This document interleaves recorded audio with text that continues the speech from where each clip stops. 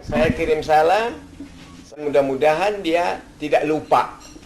Dia akan cerita kepada Pak Pram, Nusa Missouri. Itu lama berbicara dengan saya. Ya, untuk kepentingan Missouri. Lah, ini boleh kasih saya nih Pak. Boleh, silakan. Jadi kalau boleh, kalau Pak Pram sudah kenal dengan dia, coba tanya dengan dia. Kenal tidak seorang hamba Allah yang menjadi korban dari cita-citanya yang bernama Azhari, yaitu pemimpin Partai Rakyat Brunei. Yang pernah ketemu dengan, ya, bukan saya pernah ketemu, dia datang dengan 8 orang kawan-kawannya. Ketemu saya di hotel Libya. Kalau bisa, Bapak kontak dia secepatnya. Bilang saya kirim salam pada dia. Bilangkan sama dia, saya tidak pernah lupa kepada dia. Cobalah Bapak tanya sama dia. Bapak boleh tanya, bagaimana saya punya pendirian? Bagaimana cara saya berpikir? Waktu itu dia masih student sarjana hukum. Dia cerita dengan saya. Waktu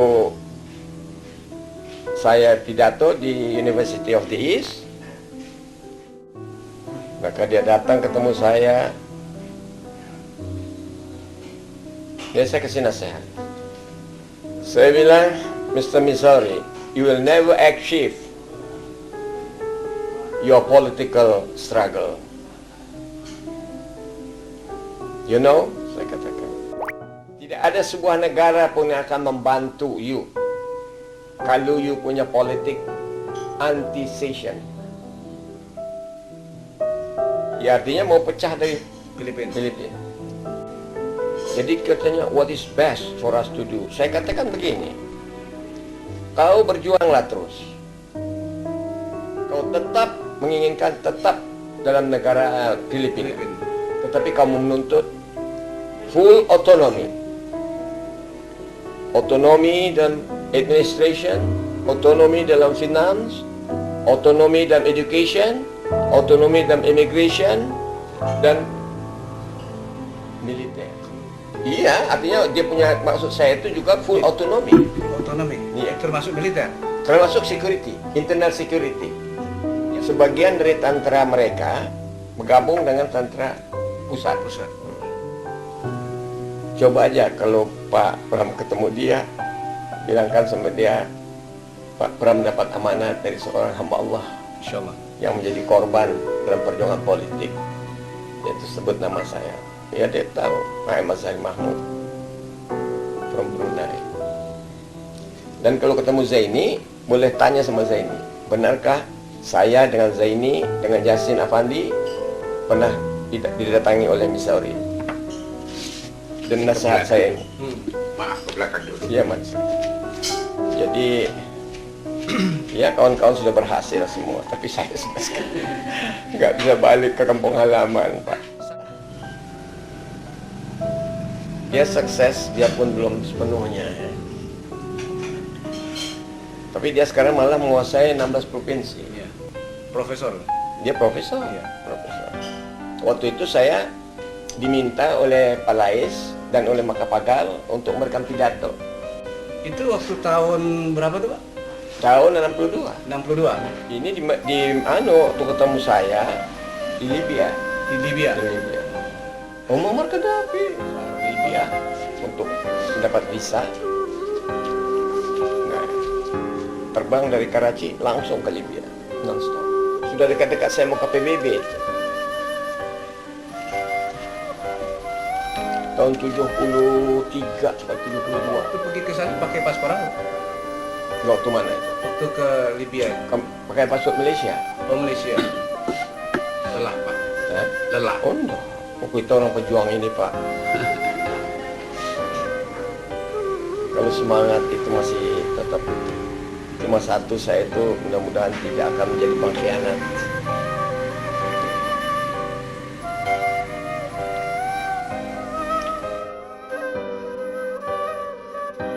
Itu sampai sekarang, sampai ke dalam kubur pun saya itu tetap pejuang. Seorang pejuang itu tidak usah resmi-resmi di mana-mana. Dimanapun seorang pejuang akan dapat berjuang. Macam Mahatma Gandhi, ya Pak ya, kan dia berkata, British, you can imprison me, but you can never imprison my spirit. The spirit of Mahatma Gandhi is in the hearts of the people of India. Itu pidato Mahatma Gandhi. Dulu saya, waduh, saya ini paling senang sejarah dulu Pak. Bagus, ingatan Bapak. Saya sudah merosot banyak ingatan saya. Oh saya juga begitu Pak. Cuma ini artinya ingat sedikit-sedikit Tuhan ya, Pak. Yang terkesan dalam hidup saya itu Pak ya. Pertama-tama saya mengenal Bung Karno dalam pidatonya Bung Karno di Bogor. Di Bogor. Di Bogor. Waktu saya sekolah di Kaiwanan. Di Tahun Bogor. 44. Tahun 44 sebelum Indonesia. Tahun 44 zaman Jepang. Iya, masa Bung Jepang. Karno di Bogor. Bukan, mau pidato kalau saya tidak salah. Jepang kan mengadakan panitia. Panitia Persiapan kemerdekaan. persiapan kemerdekaan Oh, itu. Indonesia dan menarik merah putih bersama-sama dengan Nippon. bendera Jepang. Nah, itu waktu Bung Karno kan berkeliling. Bung Karno, Pak Hatta, Sultan Syahrir, Dr. Sukiman. Syahrir. Iya waktu itu. Syahrir. Iya. Katanya di bawah tanah dia. Tidak, dalam pidato itu ada juga. Tidak keliru. Ada Syahrir. Tapi gini Pak, waktu Bung Karno ditahan di Bandung, 28. 28 itu ya. Ya. Waktu keluar itu kan Sultan Syahrir di depan mobilnya. Tapi dia yang bersorak waktu Soekarno dibuang. Ada tulisannya itu. Artinya bukan bersorak begitu. Dia setuju Soekarno tersingkir dari pergerakan. Oh itu kok saya tidak tahu itu ya, pertentangan itu. Soal penyerbuan 31 Maret, Siapa? penyerangan Jogja Heeh. oleh Pak Harto di atas perintah Jenderal Sudirman, itu sekarang dijadikan isu nasional itu. Artinya saya baca itu bahwasanya kunci daripada kemerdekaan Indonesia ini ialah penyerangan 31 Maret. Ini sekarang dibesar-besarkan itu. Jadi mau diputar sejarah ini. Seakan-akan perjuangan Bung Karno ya itu sudah ditenggelamkan. Tapi kalau saya dengan Bung Karno itu sampai kapanpun saya akan tetap angkat topi. Tetap saya hormat. Saya mengerti mengapa Bung Karno bikin kampanye anti proyek Malaysia itu. Itu dimulai tahun 63 toh. Dari 63 sampai 64 Inggris itu melanggar perbatasan lebih 100 kali dan menyerang. Jadi panas tuh Bung Karno. Lantas provokasinya lain, armadanya mau melewati Selat Bali, sehingga pilot-pilot muda itu akan jibaku kalau betul diteruskan. Lantas Inggris minta pada RI supaya tidak menyiarkan berita ini, kami tidak jadi melewati Selat Bali, tapi jangan diumumkan. Kan itu waktu tahun 62, 67. bukan 62. 62. Pemberontakan Brunei kan tahun 62. Jadi rupanya British nyelundup untuk menghancurkan pejuang-pejuang Brunei dan untuk menghancurkan saya. Karena saya tahun 62 itu berada di Filipina. Nah kan tahun 62-63 awal kan Bung Karno minta supaya saya datang ke Indonesia. Atau kesempatan kemudian nanti tentang ini Pak, Brunei dari A sampai Z-nya. Iya, boleh. Setuju? Boleh. Jadi Bapak ada kesempatan untuk ngingat-ngingat. Enggak, saya mau tanya lagi. Yang saya belum tuntas dari jawaban Iya, Bapak. iya. Seandainya Bapak diizinkan ke Brunei, kemudian apa yang Bapak lakukan di sana? Jadi saya Pak sulit apa yang saya dapat katakan. Nggak, apakah kan mungkin ya, tapi nggak tahu sekarang ini apakah orang-orang generasi muda itu ingat dengan Bapak perjuangan atau sudah hilang. Biasanya di Indonesia aja pejuang-pejuang aja kadang-kadang nggak diingatkan oleh generasi muda. Nah, saya tuh nggak tahu Pak, cuma baru-baru ini kawan saya kan ke Brunei, dia sudah balik sekarang. Nah, itu dia cerita dengan saya bahwasanya kawan-kawan di Brunei itu mengatakan kepada dia masih ada 5.000 di Kuala Belait dan Serian yang masih setia kepada saya dan kepada Partai Rakyat. Ada 5.000 di Kuala Belait dan Serian. Dari Brunei itu mengatakan perjuangan yang saya pimpin itu sampai sekarang ini masih tetap kuat. Bukan hanya yang golongan tua-tua, tapi yang sekarang anak-anak muda, pelajar-pelajar sekarang.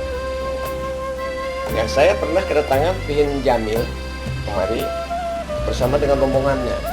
Ada dari University Brunei, nah ada daripada Dewan Bahasa. Nah itu ada berapa orang anak muda.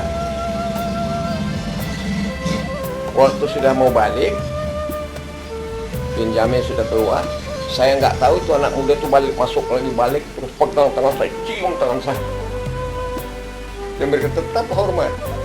Jadi kelihatan rasanya kecintaan mereka kepada saya. Ya.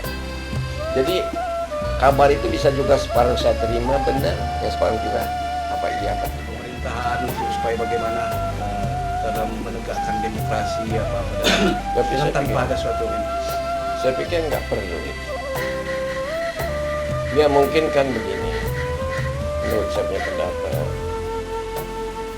kan menteri-menteri Brunei sudah cukup, mereka itu semuanya ekspertis. Ya biarkan saja mereka jalan apa yang mereka lakukan. Kalau saya itu sebagai orang tua lebih baik banyak diam saja, banyak diam.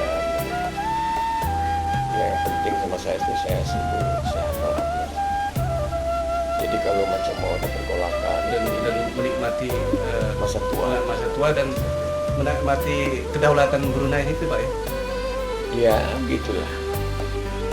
Mudah-mudahan aja akhirnya Brunei itu betul-betul negara yang sovereign. Tapi kalau sampai sekarang kan belum sovereign. Brunei itu sampai sekarang maaf saja, itu penyerahan kedaulatan itu kan biasanya oleh British dari Queen, baru dia punya high commissioner macam Malaysia kan, melayani diserahkan pada Wakil Rahman. Sesudah ada pemilihan umum, adanya apa itu self government. Jadi self government itu prosesnya pada penyerahan kedaulatan. Macam Malaysia itu sudah sovereign. Brunei sampai sekarang belum. Sebab Baginda berapa kali ke London itu dianggap macam orang biasa aja. Biasanya kalau kepala negara dari negara Commonwealth ini datang ke London, itu diterima oleh Queen. Habis kasih tahu kawan Yasin Afandi, Hafid Laksamana, supaya kontak dengan partai di Sarawak dan Sabah untuk mengumpulkan uang kira-kira $50,000 untuk biaya kita ke PBB. Itu sepengetahuan si Baginda? Nah, Enggak. Baginda nggak tahu? nah. Nggak dikasih tahu atau gimana? Oh enggak, KPB itu begini mungkin tahu. Enggak, kan biasanya Ya saya sudah ke Filipina. Jadi ini rencana tadi ini dengan pendaton apa ini kan saya sudah di Filipina. Iya, enggak cerita apa-apa sama begini. Nah, sebab saya pikir ya Baginda sebagai raja itu kan taunya bersih saja. Dia kasih tahu Hafid Laksamana, Pangeran Matusin lagi almarhum, Yasin Afandi, supaya mengumpulkan uang untuk pergi ke PBB $50,000. dolar. Nah, karena saya ada istri di Johor Baru, dan istri saya juga ikut ke Filipina. Kita balik dulu ke Johor Baru. Dari Johor Baru saya nanti dengan sendiri aja, nggak dengan istri, balik ke Filipina. Dari Filipina langsung berangkat ke Amerika. Nah, waktu saya sampai di Johor Baru, 2 hari kemudian datang adik saya. Adik saya itu diutus oleh satu konsul untuk mengadakan pemberontakan. Wah, saya kaget dan saya marah. Ada yang bapak saya nama? Adik saya, Usman. Usman apa? Usman aja. Syekh Usman. Syekh Usman bin Syekh Mahmud. Oh, adik kandung. Adik kakak. Akhirnya dia meninggalkan dalam pertempuran. Dan dia ngasih tahu saya bahwasanya di Brunei akan mengadakan pemberontakan, tidak akan dapat ditahan-tahan. Saya waktu itu menangis. Saya bilang dengan adik saya Usman, bagaimana cara supaya pemberontakan ini jangan sampai ada. Ini akan membawa kepada kehancuran. Akan hancur semua, saya katakan. Ini bukan kerja yang benar. Ini kerja siapa? Dia bilang keputusan sidang. Sidang mana? Dia orang punya sidang di Brunei. Sidang Partai Rakyat Brunei. Bukan dari Partai Rakyat saja, Pak. Jadi sidang wakil dari Barisan Pemuda Sarawak. Oh. Dari Pasuk Mombongon, Sabah. Jadi ini tidak lagi, udah katanya tidak lagi dapat sebab kira-kira berapa ribu orang sudah masuk ke hutan-hutan. Tinggal menunggu saat saja. Wah, sampai saya nangis itu. Saya jarang, tidak pernah nangis saja. Air mata saya menipis. Dia bilang begini, kalau udah pimpin terus. Bentuklah pemerintah. Dan semua akan mendukung. Tapi kalau udah tidak mau pimpin, tidak ada lain jalan. Dengan darah kami akan catat Bung Azhari seorang pengkhianat. Nah, disitulah saya tidak bisa bicara. Cuma saya katakan, kamu jangan mengharapkan bantuan atau sokongan dari mana. Ini adalah satu pekerjaan yang bunuh diri namanya. Kerjaan yang paling bodoh. Saya marah. Ya, kami tidak berdaya lagi. Sana sudah hutan semua. Pemberontakan terhadap Sri Baginda? Tidak, ini bukan menghadap Sri Baginda, terhadap kolonial. Inggris. British. Dengan Baginda, siapa yang mau berontak terhadap Baginda? Kita bukan orang gila.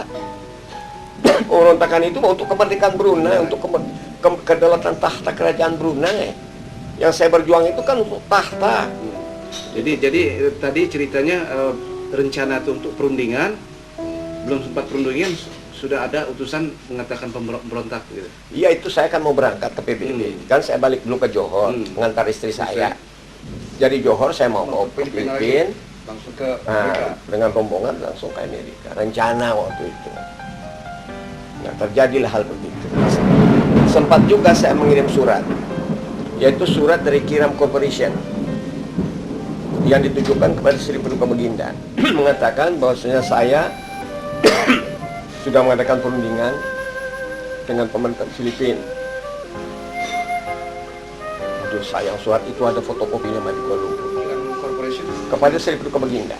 Yang isinya kira-kira? Menyatakan begini, Your Majesty, Mr. Azhari from the Chairman of the People's Party of Brunei visited us dan kami berunding. Maka dari kami akan mencabut hak Kementerian Luar Negeri Filipina daripada mengklaim Sabah. Apabila Brunei, Sarawak dan Sabah menjadi satu dan merdeka di bawah kerajaan Sri Paduka Baginda.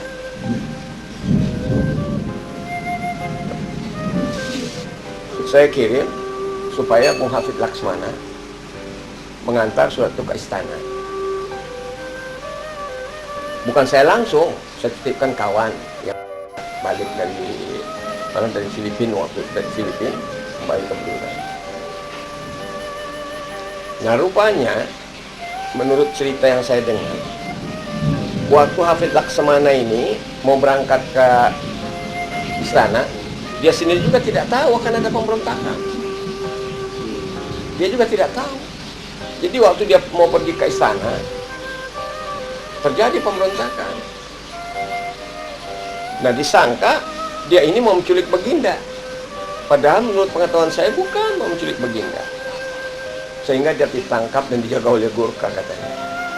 Sehingga dia ketakutan, betul dia kena trauma. Itu. Sebetulnya saya sudah bisa netralisir soal klaim Filipina masalah. Dibawa oleh Datuk sama Hafiz, nggak jadi diserahkan. Saya tidak tahu sampai sekarang. Jadi kita punya cita-cita, perjuangan kita itu untuk kedaulatan takhta kerajaan ini. Bukan mau berontak terhadap Baginda. Jadi tidak ada niat kita sedikit pun. Nah, di sini timbul salah sangka. Tidak adalah orang-orang yang mengeksploitir. Karena banyak yang anti saya. Jadi dia, itulah saya pengkhianat lah, saya di. Jadi maaf Pak Nari ya. Kalau misalnya dilihat ya, dari segi orang yang tidak senang, artinya itu orang yang kira-kira mengeksploitir keadaan, dengan adanya Satu Kesatuan Negara Kalimantan Utara,